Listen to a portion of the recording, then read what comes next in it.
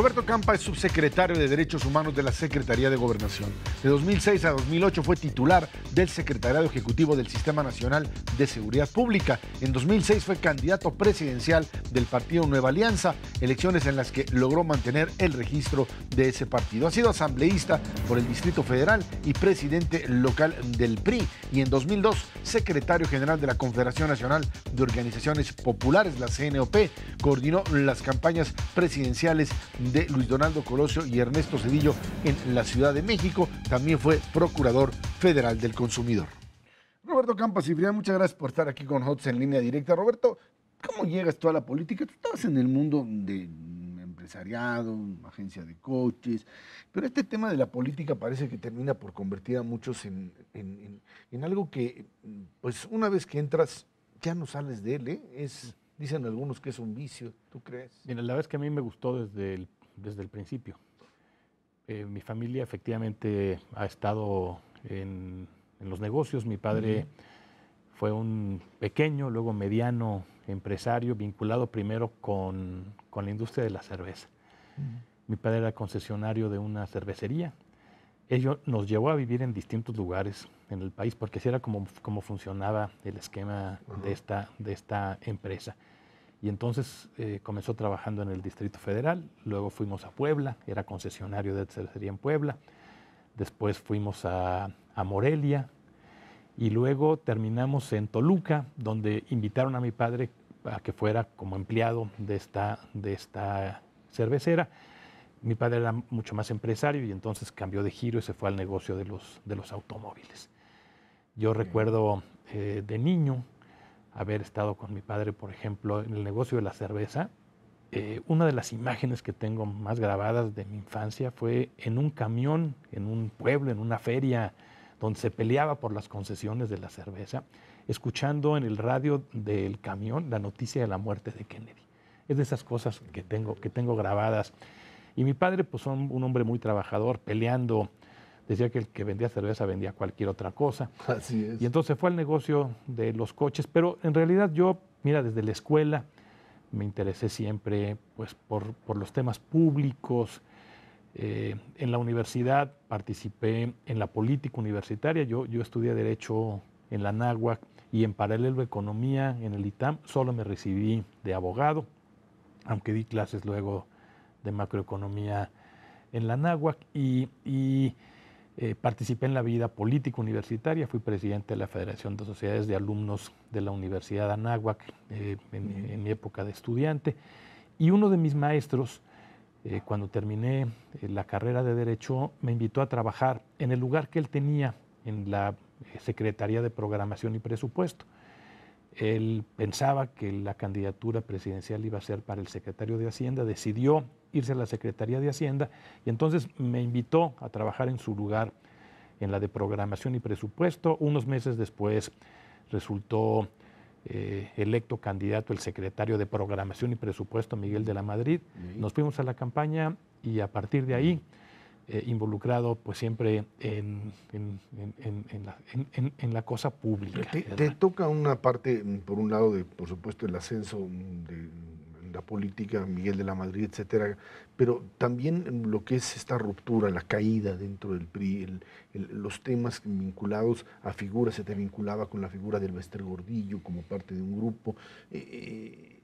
Viviste momentos difíciles de acercamiento, de militancia política, pero también fuiste una de las figuras que tuvo que romper con el partido. Yo que el primer momento duro, para mí, realmente duro, fue la muerte de Colosio. Yo era el coordinador operativo de la campaña de Colosio en el Distrito Federal.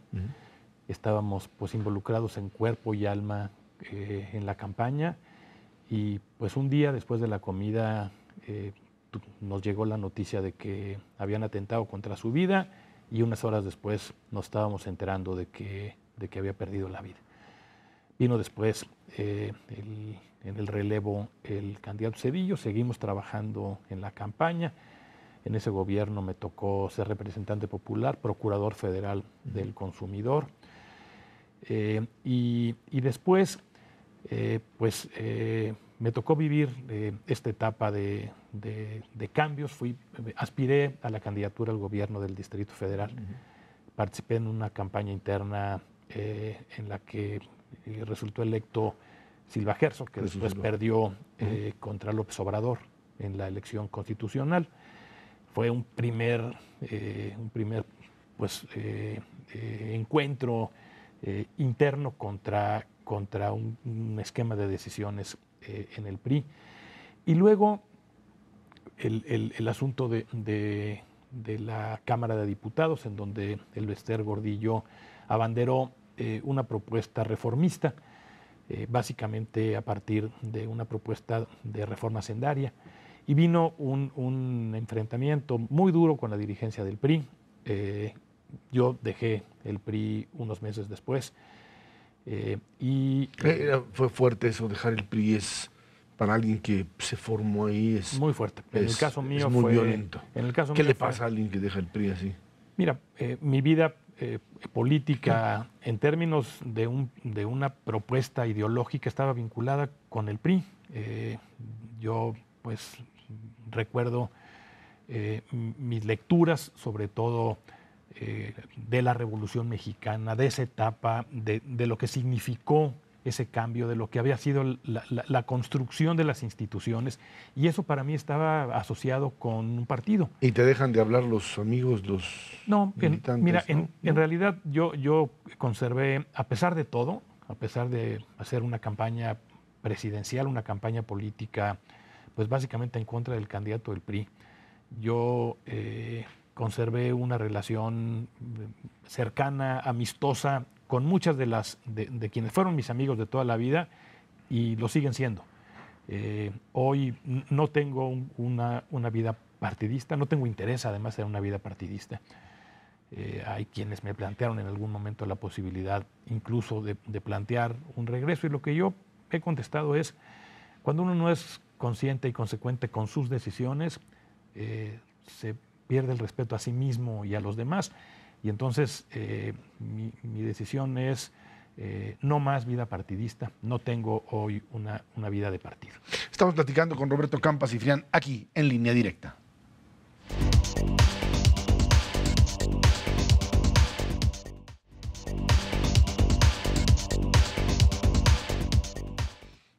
Roberto Campa, bueno, pues quizá una de las figuras importantes en tu vida política fue Elbester Gordillo, ni duda alguna, estuvo ahí ligada. Tú sales del PRI, de repente te vuelves candidato a la presidencia por Nueva Alianza. Yo recuerdo ese debate en donde Roberto Madrazo, que se había adueñado pues, del PRI, de la candidatura, y tú te conviertes ahí en el hombre que le saca los papeles, los impuestos. ¿Por qué hacen eso? Porque nosotros habíamos salido del PRI por una diferencia con Roberto Madrazo. Era pública esa diferencia. No solamente era pública, yo recibí unos días antes del debate la visita de un contacto, de un mensajero, que venía a plantear pues, un esquema de respeto, de un acuerdo antes de entrar al debate, y lo que le dije es: no te comprometas a algo que no vas a cumplir. Había un mensaje claro de que nosotros íbamos a cuestionar esa candidatura, y la cuestionamos. La cuestionamos de manera clara y de manera abierta.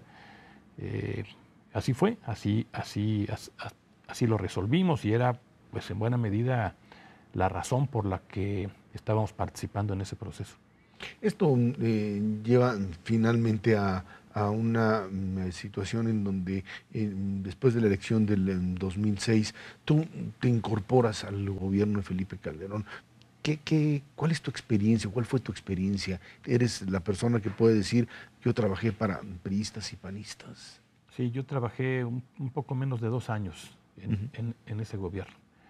Cuando terminó esa campaña, en ese proyecto en que formábamos parte, había pues una serie de compromisos. Muchos de ellos venían de la administración anterior.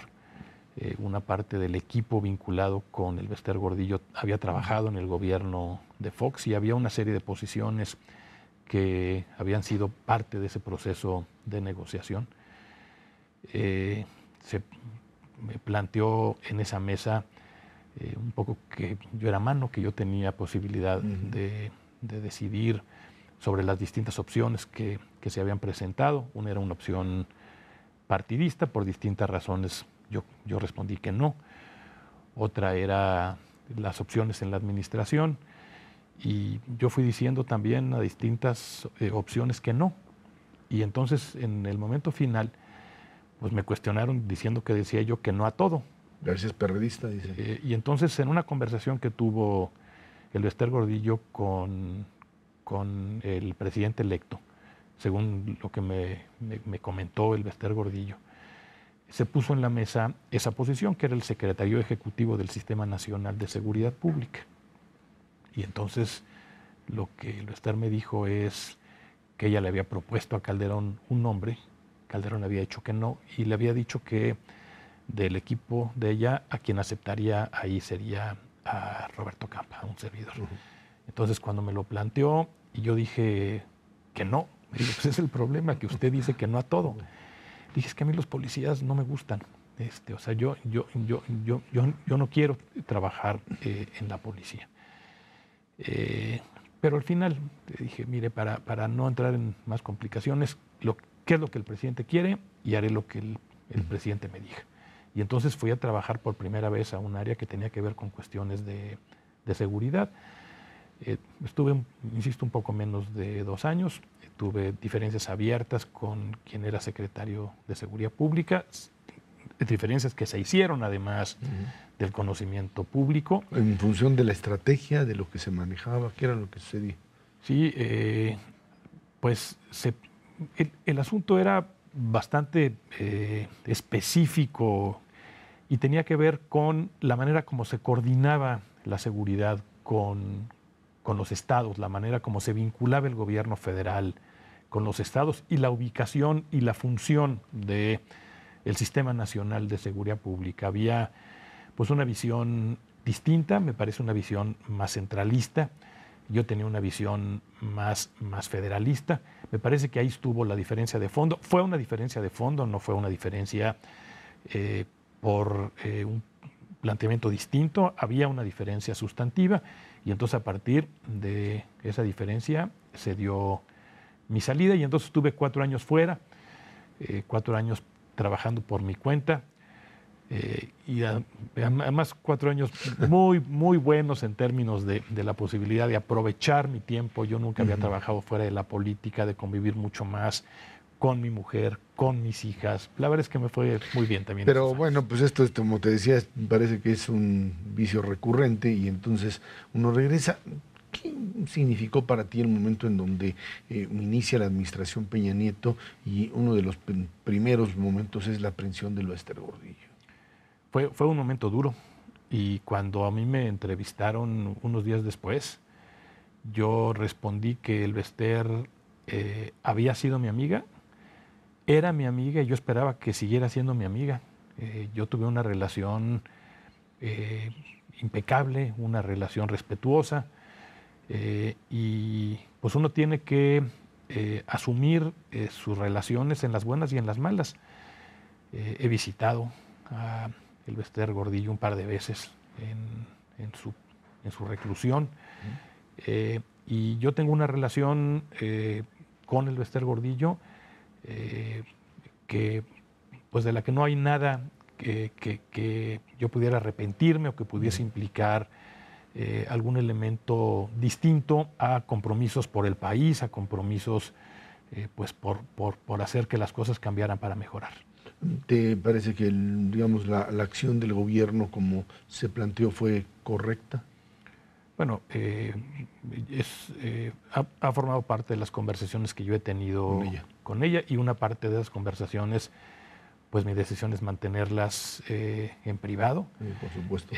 Y me parece que pues el gobierno tomó una decisión a partir de una valoración que puso pros y contras en la mesa. Vámonos a una pausa, estamos platicando con Roberto Campa aquí en Línea Directa.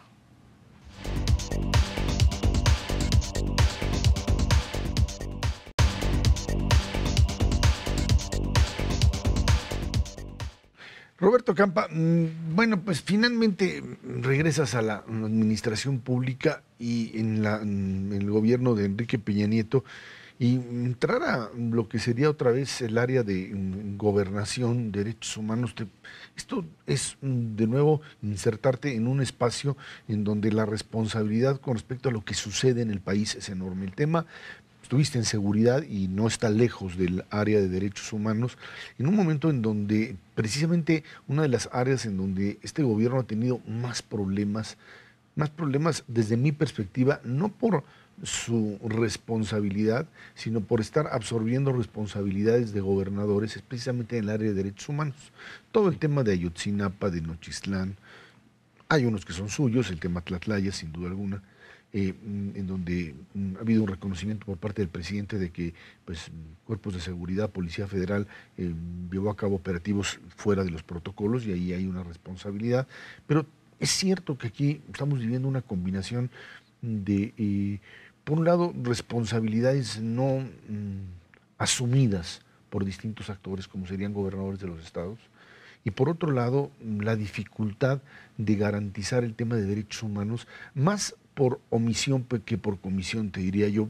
Y la pregunta aquí es muy clara, es obvio que no tenemos un gobierno que está llevando por voluntad propia un proceso de represión sobre algún grupo, pero que de alguna forma está o tolerándolo o no controlándolo. ¿Qué es lo que se vive en este país ahora? Mira, el reto en materia de derechos humanos de nuestro país es un reto extraordinario, porque los derechos humanos son hoy un parámetro de medición de las democracias a nivel internacional. Un país mide la calidad de su democracia a partir del respeto a los derechos humanos. Es hoy la medición fundamental, probablemente solo comparable con los temas de corrupción y los temas de justicia o de impunidad, que están vinculados además. El reto es extraordinario porque el tema de derechos humanos tiene que ver con las cuestiones de violencia y de inseguridad. Y el reto de México en esta materia, yo que es el reto más grande del mundo. Compartir una frontera de 3.000 kilómetros con Estados Unidos, principal consumidor de drogas en el mundo, implica, caracteriza a este reto. La cantidad de droga que se maneja en esta frontera y que tiene que ver con este país supera en muchas veces sumada a la del resto del mundo. Un grupo delictivo de México sabe que lo único que tiene que hacer es poner la droga del otro lado de la frontera, encuentra clientes, hay dinero de sobra para comprar esa mercancía. En esa misma frontera puede encontrar las armas que necesite. En esos 3.000 kilómetros de frontera hay 6.000 armerías. No hay ninguna posibilidad hoy de garantizar que no entren al territorio nacional. Esos grupos delictivos tienen mano de obra en exceso en todo el país, porque nuestra política social con respecto de los jóvenes ha sido terriblemente deficiente y tienes en muchos lugares, sobre todo en muchas de estas zonas, jóvenes que han dejado la escuela, que no encuentran un trabajo, que no encuentran esperanza en la legalidad y que entonces por cualquier cantidad de dinero se enrolan con los delincuentes. Y tienes también corporaciones de policía penetradas, debilitadas, con pocos recursos, con poca capacitación. Esa es la realidad en términos de violencia en nuestro país. Los retos de derechos humanos son básicamente 5. Es razón, los temas de las desapariciones, que es lo que nos ha hecho más daño. Ayotzinapa es el caso emblemático. Segundo, la tortura, la necesidad de erradicar la tortura como un esquema de investigación. Tercero, el uso legítimo de la fuerza. Cómo enfrentamos esta delincuencia respetando las reglas internacionales, y ahí tienes pues, los casos de Tanguato o de Apatzingán. Y luego 2 asuntos fundamentales. Uno, defensores de derechos humanos y periodistas, protección a defensores y a periodistas. Y el último, migrantes. En una realidad en Centroamérica que cada vez lanza más personas a buscar un futuro en los Estados Unidos que tienen que pasar por México. Y entonces, ¿cómo controlas, cómo ordenas esos flujos migratorios respetando los derechos humanos? Todos estos temas tienen que ver con la frontera, tienen que ver con violencia, en muchos casos generada por las rutas de acceso de las drogas a los Estados Unidos. Ese es el tamaño del reto, es un reto extraordinario. Estamos trabajando seriamente en cada uno de estos temas. Y tienes razón, son asuntos locales que se convierten en nacionales. Cuando nosotros vamos con la Comisión Interamericana de Derechos Humanos, no vamos a tratar el tema de Ayotzinapa Guerrero. En Guerrero. Es el Estado mexicano el que responde. Esas son las reglas. Hay que trabajar mucho más para fortalecer los esquemas de coordinación para que sean eficaces, pero me parece que es importante también entender el tamaño enorme del reto que representa para un país como México su ubicación y enfrentar esta realidad. ¿Cómo finalmente avanzar en ese sentido?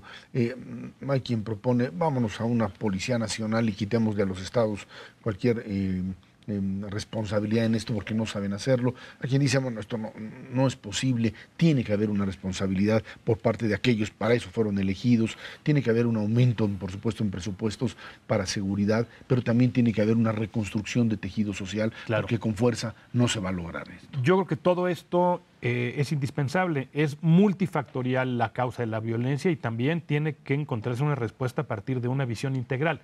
Conviene decir que aunque mantenemos todavía un problema muy grande, algo se ha avanzado. Y yo que hay datos que están a la vista de todos.